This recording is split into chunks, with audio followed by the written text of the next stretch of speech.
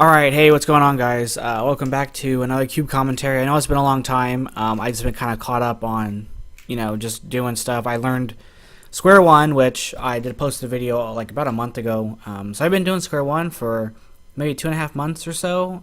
And it's like my new favorite event right now. Like, it's my favorite puzzle. So I just been practicing a lot of Square One. I've been doing a lot of video gaming because the Switch had like a release every Friday for like 2 months straight of games, and so it's just been like one thing after another after another after another. So I've just been kind of busy with that stuff. Work's exhausting, and so the last thing I want to do is like come home and set up my camera and stuff. I'm actually doing these before I go into work today. But if you can tell by the let's get on to the Square One. If you can tell by the video description, I didn't finish what I was saying. If you can tell by the video description. This is a fucking sorry, my language. This is an awesome average. Like, this is incredible. Like, for me, of course. This is PB by almost a whole second. So that's, I'm like, this is crazy. This puzzle is amazing. I don't know if part of it is me just getting used to, like, just recognizing stuff better, or, I don't know, but like I haven't really learned anything more since I like competed last, which I got like a 22-ish average, I think, which is pretty good for me. Like, I was happy about that. I probably averaged like on my old Volt, non-magnetic Volt, I probably averaged like 22, 23.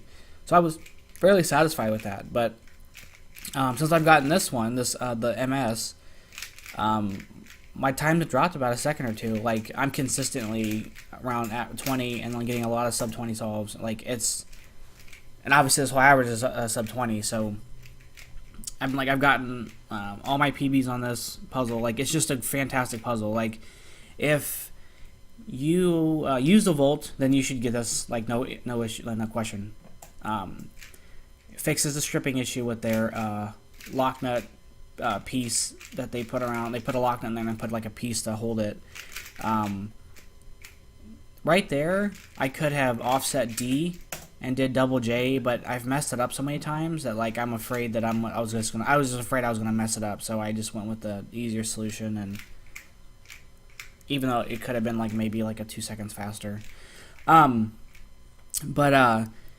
it fixes the lock nut issue. I think they do some glue modification in there where they glue the circular like center piece to the like arch kind of half piece. I don't know. If you took apart Square One, you know what I'm talking about. But that was my biggest complaint with the Volt, obviously, is that the thing was stripping. The lock nut was stripping. The nylon nut was stripping, and so I didn't mind. I glued it, which it sort of made it okay, but there were times where I would like solve for a bunch, and then it would feel like it was loose, or it'd feel like it was getting unstable. And it's an issue I've had with 3x3s before. I know they're not like loosening, but it just feels that way. If that makes any kind of sense. But this puzzle completely just like it feels exactly the same, minus like breaking in, but it feels like stability wise, it feels exactly the same as when I got it, like the day that I got it. Like, it's so great, and I've done hundreds of solves on it. Like, just solved it over and over again. This Square One was already my favorite after I learned how to do it. Now this has reinforced that. So like, like I said, if you're used to the Volt, you're using a Volt, and you don't have this, I highly recommend it.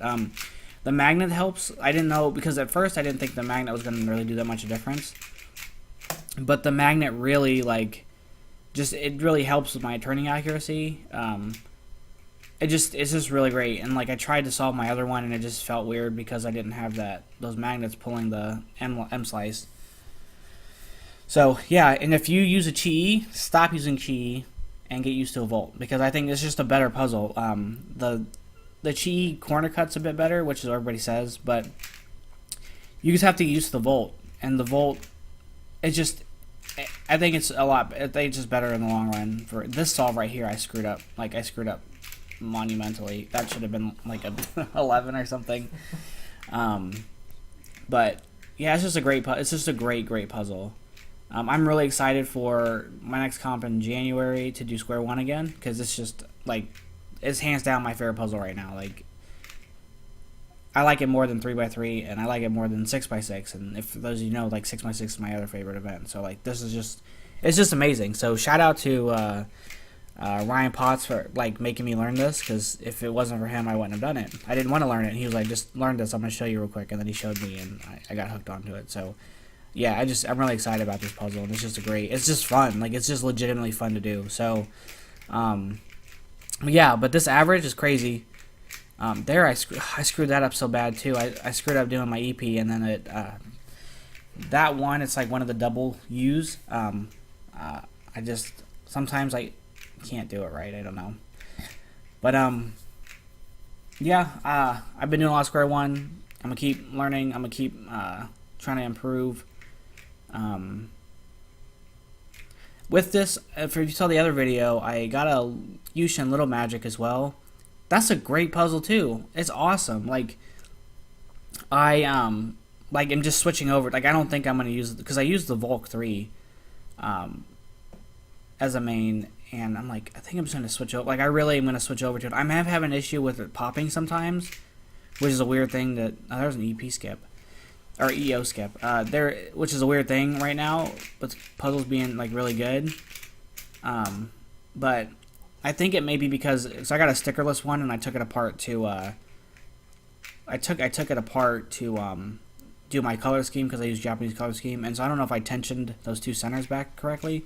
So I haven't lubed it or anything. I just have done whatever factory stuff. Right here, I screwed up the scramble, so I wanted to go back and fix it. So that's sorry about that. But I haven't done anything to it in terms of like lubing it myself or anything. So I think I'm like this week I'm gonna actually take it apart, properly tension it, and set it up. And I think like it's for sure gonna be my main. And I think I'm gonna buy a couple more and get one of the magnetizing kits from the cubicle and see about just magnetizing one and see how it turns out, because like for a $5 puzzle, and I got it on sale for $3 for a $3 puzzle, $5 puzzle, it's fucking awesome. I think here I scrambled the shape right, but I think the colors weren't right, so I don't know. But it's just a great puzzle. Like it's awesome. So I don't know what about it. I mean, it feels cheap and plasticky, but it's just the plastic feels very cheap. But it's just a great puzzle. It's so nice. So yeah, I mean that's pretty much it. The very last solve, I get to EP at like 13, and it takes me 7 seconds to do it. So please don't make fun of me for that. I'm terrible at just adjacent. Anyway, I'm gonna go ahead and go. Leave the rest of this video for you guys to watch my solve. If you have any like tips or anything for my improving on square one, I'd be greatly appreciated. You guys have a great Thanksgiving, and yeah, I'll see you in another video.